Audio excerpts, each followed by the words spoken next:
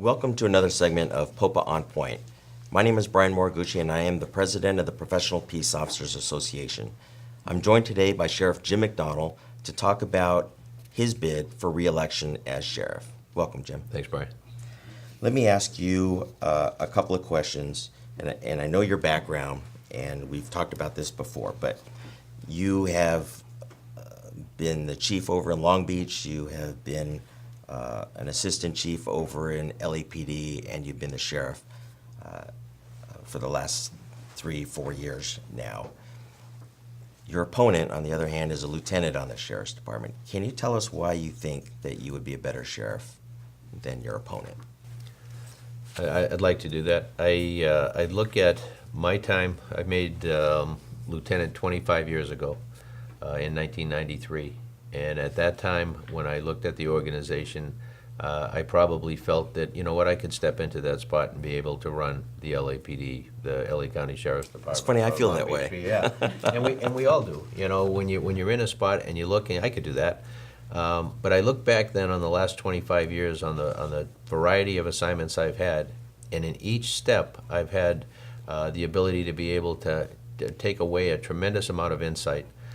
You get a different perspective depending on where you sit as you get different responsibilities throughout the organization and two very large organizations. You also get a level of expertise that you wouldn't get otherwise. When you're responsible for people who are doing specialized assignments, you get to be at least conversant, if not an expert, in those assignments.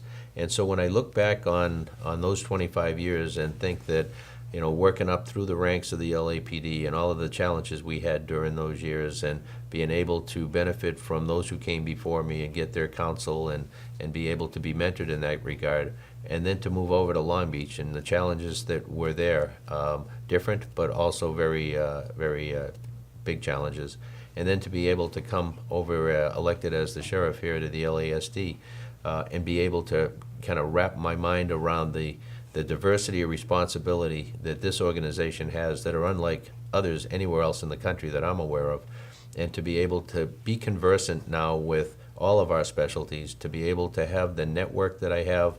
We have 88 cities in the county. We're responsible directly for 42 of them by contract, as well as many other issues that we deal with on a contractual basis.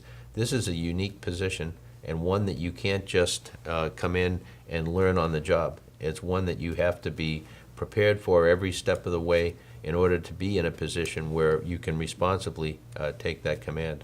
For somebody to come in who's never had a command and take over the largest sheriff's department in the nation, I don't think it's fair to the community. I don't think it's fair to the people in the organization or the individual who's trying to do that. I think that that individual, if they knew, I think what I know, they would see it differently.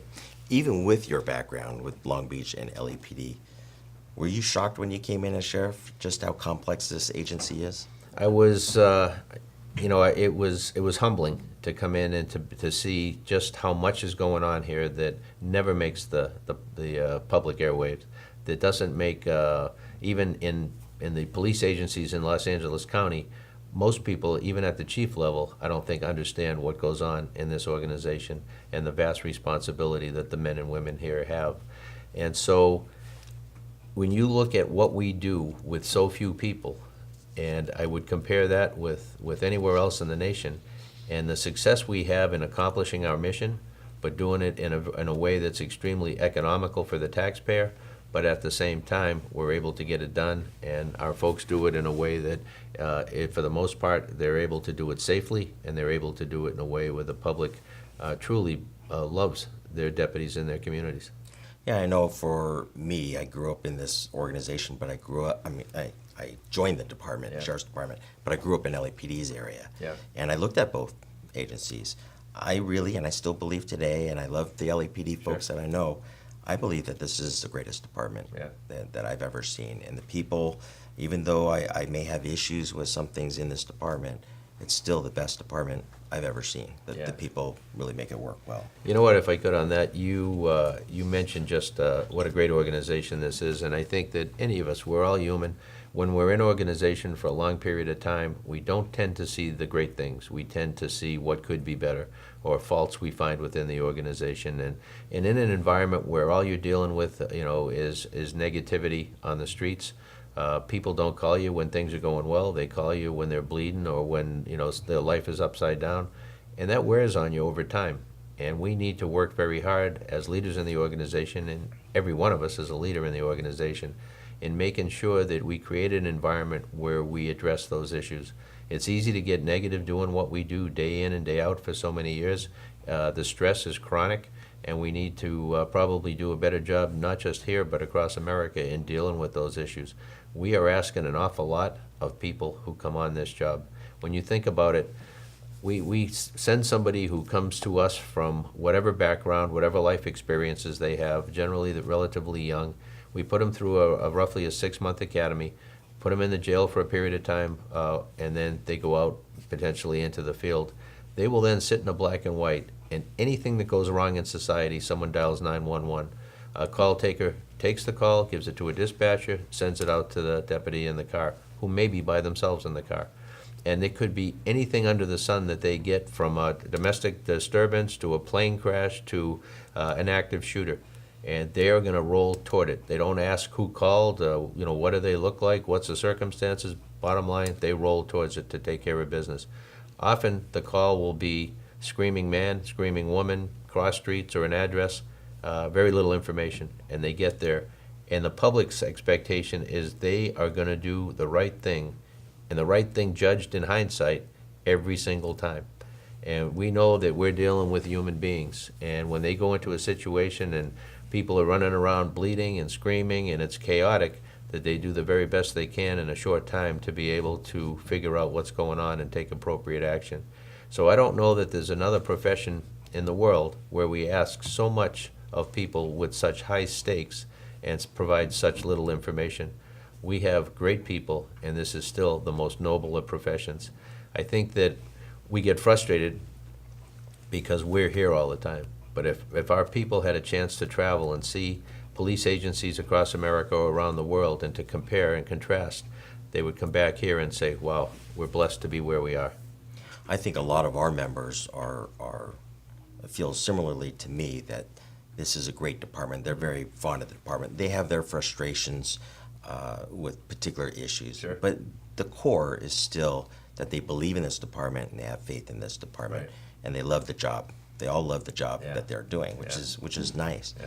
How do you tell those people, though, that they have to be right 100% of the time in the job that they're doing? It is impossible. It's Yeah. impossible. I think Right. back in my career, and I've made mistakes. I won't admit them today, but I Yeah, made yeah, mistakes. And they have to be right 100% of the time, or they will be prosecuted, or they will be publicly humiliated by the media. Accusations will fly about them being racist, even though there's no evidence of racism in their past. And it was an unfortunate situation, maybe, and then people are making those conclusions, and these people's careers are ended, and their families are tormented Yeah. as well. What do you say to those people? I take my hat off to them for what they do and what they go through and what the expectations are of them every day. And yet they get up in the morning and they go out there and they put on the uniform and the badge and get into the black and white and do the job day in and day out, knowing what the risks are, knowing what potentially the fallout could be from any decision they make. But they do it because the mission is bigger than any of the challenges we face. That when they get there and they see an abused child, when they get there and they see somebody who's beat up by a spouse or a partner, when they get there and they see shooting victims down at a location, they realize that the mission is something that you can't turn your back on. You have to go out there and do the best job you can every day that you do that. Well, that's why we raised our hand and took the oath that we all did, that we would do the very best job that we can. We would do it constitutionally. We would do it compassionately. And we do that. And when you look at any of the issues that we as an organization have, it is such a minuscule percentage of what goes on every day. We're not right all the time. We try and own what we can and fix what we can. And there are times where we have to discipline people and in some cases terminate people because of what happened, because we have to look out for the credibility of the organization. And that affects how we're treated, how our ability to recruit, and how we maintain the public trust that is so critical to us as a police agency. If we don't have the trust of the public we serve, then we can't accomplish the mission, which is a big one that we have to do. Let me ask you a couple of things that do impact the guys in patrol and the girls in patrol. Yeah. Let's talk about body cams. What's Yep. your position on body cams? I'm a proponent. I would love to be able to say we're going to outfit everybody with body cams in next month and be able to get them in the field and make this all work, because I think it would be helpful to our folks. I believe that our folks are out there doing the right thing, and that would help document the fact that they are doing the right thing. There are complaints that are made that they would be proved unfounded, and that would be helpful to the deputy. It also, potentially, it's good evidence for the cases and the prosecution of cases that they're working. And it tells, I think, our deputy's story in a way that is hard to tell just without a video. Everybody today expects a video if they're going to be told a story. But the challenge is I don't want to accept cameras and deploy them on our deputies in the field without the background, without the infrastructure in place, because we need the budget to be able to do this and do it right and not do it piecemeal, because the camera is the cheapest part of the equation.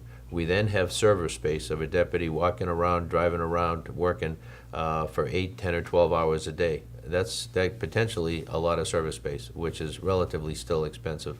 But that cost pales in comparison by the cost necessary that if we're going to be a transparent organization, that we're going to have people who are hired, trained, certified to be able to go through the video for purposes of discovery, to be able to redact what they can to pixelate uninvolved third parties who may be in jeopardy if that was to be shown, who are in the video, and to be able then to provide for anybody who gets a ticket potentially, anybody who gets arrested, stopped, use of force, lawsuits, internal investigations.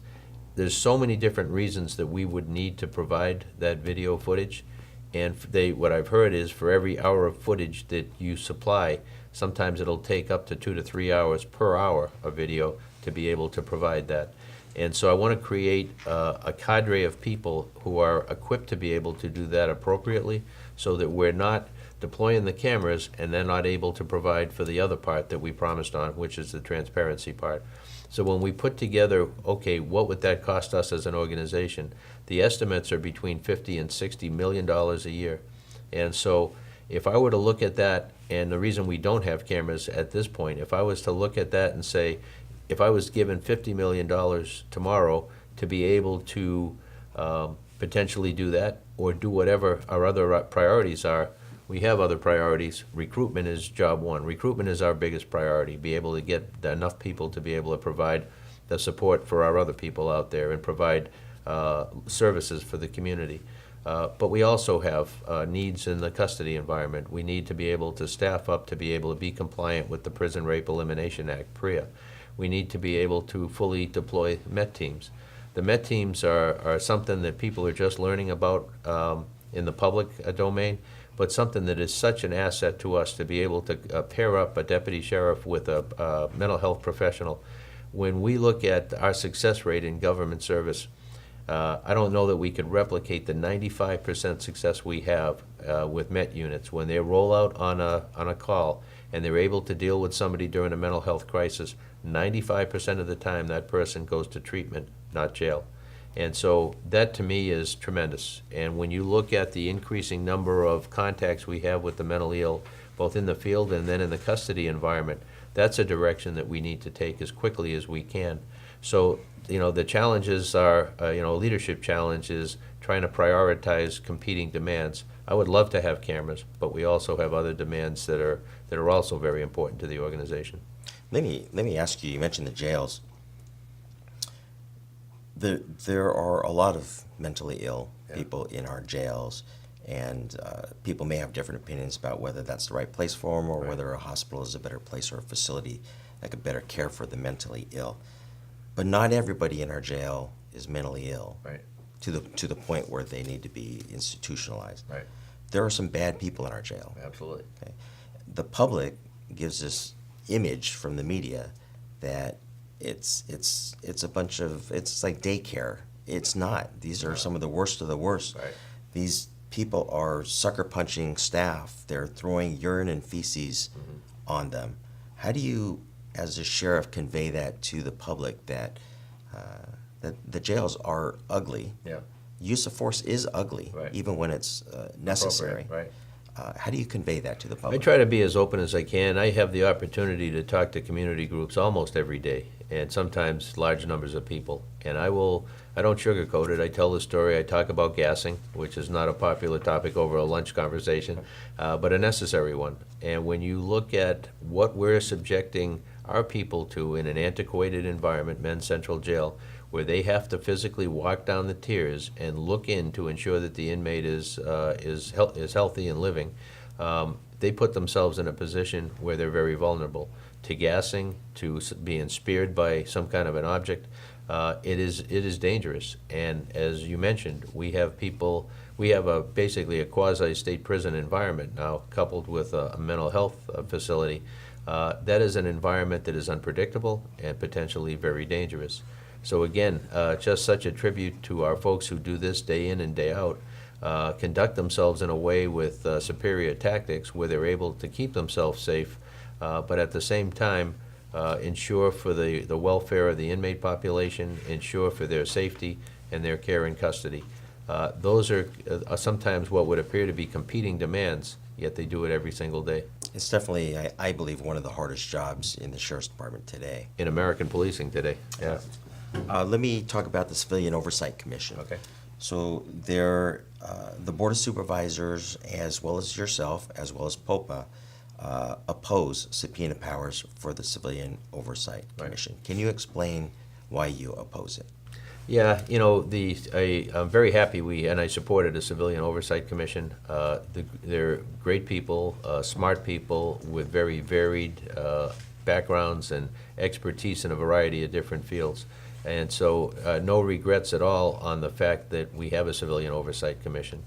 But as far as what their role is, my perception is that the Civilian Oversight Commission was created to be a bridge for communication between the department and the community and the community and the department, and to bring to us issues of concern, what they're hearing about the performance of the behavior of the LA County Sheriff's Department, and for us then to be able to work together to identify, to dig in, and to be able to fix whatever the issues are. Not to be an investigative body. We have the Inspector General, and the Inspector General has an extensive staff of people who investigate. They work very hard at doing a job that is very helpful to us in managing a very large organization. They have that responsibility. That is not, and certainly in my perspective, the role of the COC. So if they were to have subpoena power, that would only be for purposes of furthering an investigation, which I don't see as their role. And so we share literally everything and have an MOU to do that with the Inspector General's office. So I don't see a need for the redundancy of giving a similar amount of access to an organization that would be redundant. We don't object to oversight or transparency and accountability. We are for that, as Sure. are you.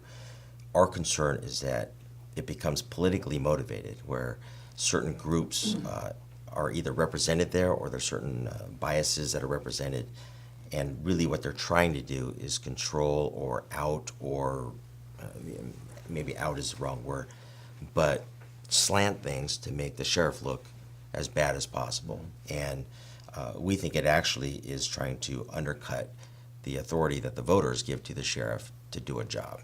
To me, you answer to the voters, Yeah. not to a commission. No, absolutely, and I will not abdicate my responsibility in doing that. I took this job and took it very seriously, raised my right hand and took an oath, and I look at our performance together over the last 4 years, and I'm very proud of it. When somebody wants to be able to come in and exert influence that is not laid out by state charter as the roles and responsibility of the sheriff are, it's something that I think I would be, if I didn't push back against that, I would be abdicating my responsibility as an elected official and as the sheriff of the people of Los Angeles County. Let me ask you quickly on the budget. Yeah. You have over a $2 billion 3.2 billion. budget, $3.2 billion. Is that enough money? You need more money? You know, it sounds like you know, the budget for a country. You know, when you look at $3.2 billion, but 84% of that is personnel costs, and so with the remainder, we have a number of different, very expensive responsibilities. You look at running the largest jail system in the nation, spread out over 7 different facilities all over the county. You look at the security for the court system. You look at all of the other responsibilities, 23 stations doing, you know, basic police work in the field, patrol response, detective work, all of the follow-up that goes along with that. All of the responsibilities we have as it relates to counterterrorism, all of the specialized detective functions that we have. I mean, we have everything that any police department in America has, any issues that they have, are all combined here in one place in an environment where we have diversity across the board, diversity of terrain, diversity of people from literally every country in the world, diversity of responsibility. Everything that can happen in policing can happen right here in Los Angeles County, and the LASD has responsible for public safety for all of those issues. And so what a great place to be a cop, but also tremendous responsibility, and to be able to accomplish these goals is expensive, and we try and be as judicious as we can with the money that we're given by the taxpayers. We're squeezing every nickel to be able to be as responsible as we can, but there are things that cost a lot of money, personnel primarily, and as you know, the overtime issues we've been dealing with are also very expensive and sometimes unpredictable. We have to be able to continuously triage and adapt. Let me ask you about waste. It's a huge budget, but probably underfunded for the job that you have responsibility for. But I think taxpayers would also look at waste, that you have to eliminate waste. What steps have you taken since you've been sheriff to make sure that waste is identified and eliminated? I think everybody in the organization has a responsibility to be able to identify waste. It's hard from a macro level to be able to see, you know, where we could do things more efficiently, as well as the person who's actually doing it, the supervisor, the manager, the people in the chain of command for whatever that function is. You know, when you look at this organization, and we think of it as a policing organization, and all of the expenses go into that. But we have specialists that are plumbers, that are carpenters, that are electricians, that are the full gamut of tradespeople, as well as all of the other things that we do. We have buses, we have transportation responsibilities, we have you know, the heating and air conditioning, and all of those things for all the facilities that we manage. It seems endless. And so there are opportunities to be able to be more efficient. Some of that includes being when we upgrade equipment to be able to get equipment that is more efficient than the prior generation, and we try and do that as well.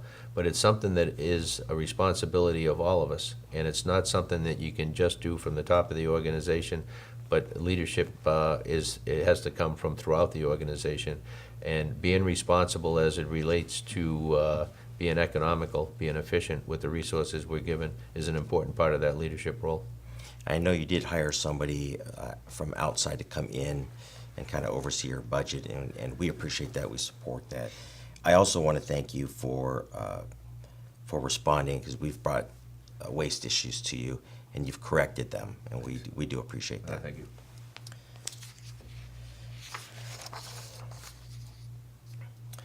What do you see as the most important thing for you to address in the next 4 years as sheriff? Well, recruitment is our number one priority, to be able to set ourselves up for success for the next generation of deputy sheriffs for Los Angeles. And as I mentioned before, you know, recruitment is not just putting a recruitment unit together and going out and doing the job that they do well every day, but it's every one of us playing our own role in recruiting the next generation, looking for good candidates out there. We know better than anybody else who would be a good candidate for this job. It takes a special person to do the job. So when we see somebody who's out there working at some other job, to talk to them. Have you ever thought about being a deputy sheriff? And then to explore that with the person, see what kind of person they are and if they have what it takes.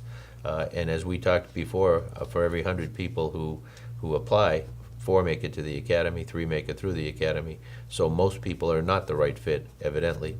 But to find those who are and encourage them, and to try and bring people into the organization that we'll be proud of for many years to come. It's an investment by the people of Los Angeles in public safety for a generation. So every hire we make, every person we recruit is a 30, 35-year investment that hopefully will pay great dividends for everybody.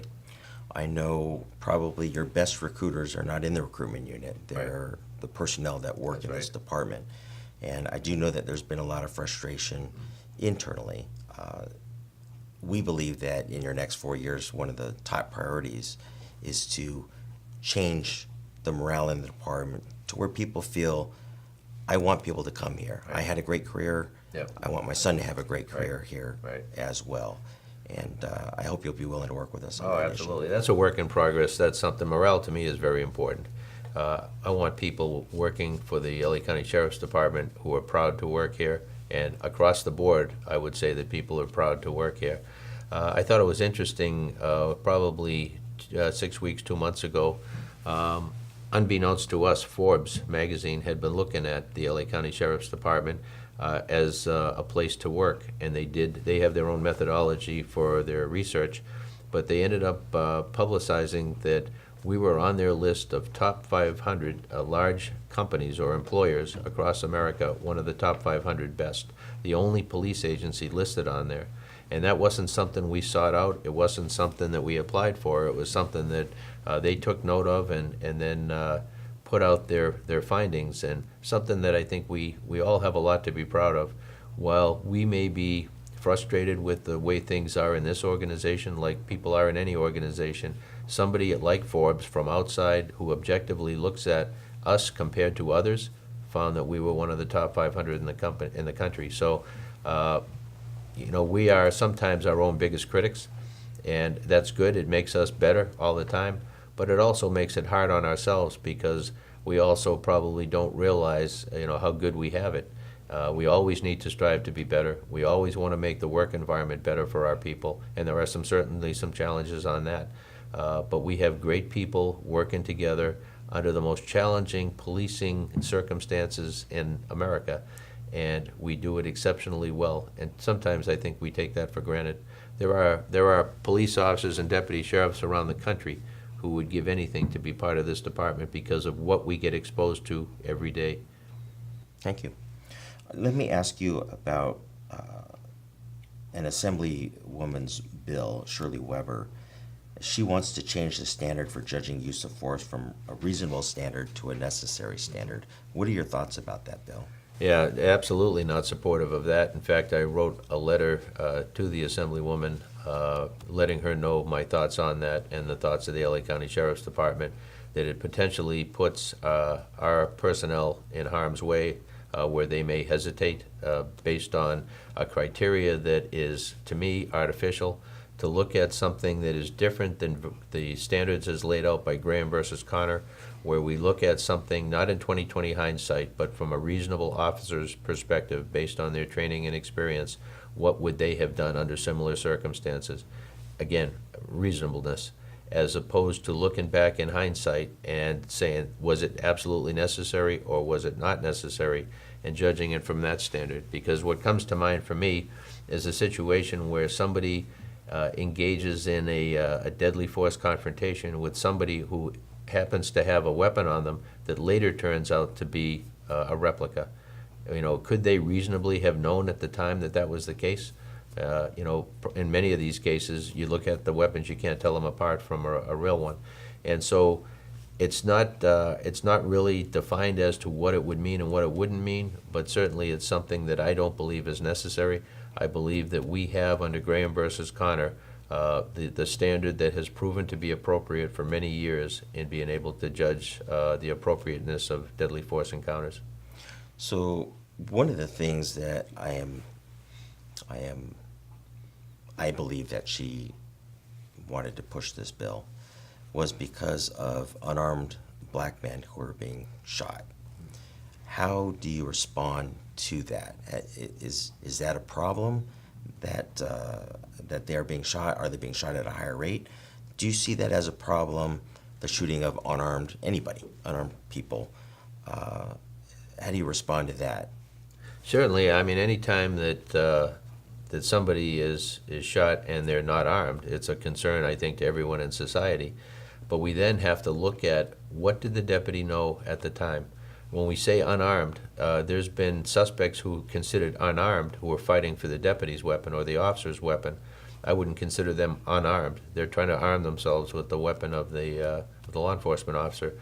There's other people who were shot who are holding a cell phone, who are holding some kind of a weapon, or what's perceived as being a weapon, and they're considered unarmed. You have to look at the circumstances, the time of day, what the deputy or the officer was able to see, what information they had leading up to the scenario. Was it reasonable to do what they did based on the circumstances, based on the information they had? That's the standard we have now, and that's a standard that I think allows deputies and officers to go out in the field and in good faith trying to put themselves into sometimes the most difficult of situations and to be able to do what they need to do. I think we hold ourselves accountable, and there's 18,000 police organizations in America, so there are differences in standards, there's differences in training, there's differences in so many different ways. But I look at our organization and the training and experience and exposure that our employees have to dealing with significant issues, life-threatening issues in the field. We hold our people to a very high standard. And by doing so, I think that we're in a position to be able to say that we need Graham versus Connor to be the backdrop for how we judge the appropriateness of a use of force. We also feel that the media plays a role in this by playing over and over again these incidences that occur when in fact that incident is one of a million, or a million incidences there were no issues at all. Yeah. But they play it up and try and make it look like this is common occurrence when in reality it's not. It's the exact opposite. Yeah, they're trying to sell their product. When you look at trying to provide context for what's done, we have literally millions of contacts a year with people throughout the county of Los Angeles. Less than 2% of them result in a use of force at all, and way less than 1% result in a deadly use of force. But yet, when you hear about things, you don't hear about all of the great things being done, the acts of courage, the acts of compassion or bravery. You hear about when things, went wrong in the eyes of someone, or when there was a significant use of force that was reported on, and then people will make their own judgments with very little information as to the propriety of that use of force. It's challenging for us because we are limited in what we can say. Either they potentially would jeopardize an investigation, or because it's protected by state law as far as a personnel record. So as we move forward, we hope to be able to work with the media more effectively, to be able to educate the community more effectively in the challenges that our deputies are facing in the field, and to put in context how rare a use of force is and what the circumstances were surrounding that. Okay, thank you. Let me close with just giving you the opportunity to tell the viewers why you should be the sheriff of Los Angeles. Okay. Well, thank you, Brian, for the opportunity to be able to just share my perspective on what I bring to the table, why I should be the reelected as sheriff of Los Angeles County. And my own belief is that I am the most qualified, that I have now almost 4 decades of experience in policing in Los Angeles County.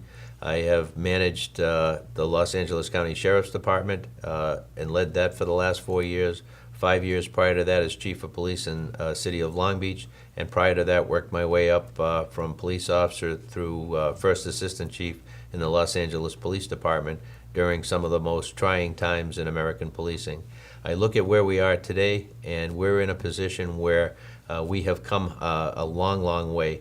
We have restored public trust in a great organization. We have credibility with the public as well as with all of our law enforcement partners, federal, state, and local. We're active nationally in police organizations that put us on a national stage to be able to show what we have here in Los Angeles County, as well as an opportunity to be able to recruit some of the best and the brightest around our nation. And so as we move forward, we need to continue with the reforms that we've seen in the last 4 years. We need to continue to showcase the great work being done day and night by the men and women of the Los Angeles County Sheriff's Department. And we need to be able to change the tone in America about how the public has viewed our police officers and deputy sheriffs across this nation. We have the ability to take the leadership role in that, and we're very serious on doing that. So thank you to all of you for the work that you do, for putting us in the position that we're in today, one that we're very proud of, and one that we're going to continue to move forward and be the very best police organization that the community deserves to have. Thank you. Jim, I want to thank you for joining us for this segment of Popa on Point. I know we're going to be doing a debate between you and the other candidate, and I appreciate your agreeing to participate. Sure. And I look forward to seeing you at the debate. Okay. Thank you, Brian. Appreciate it.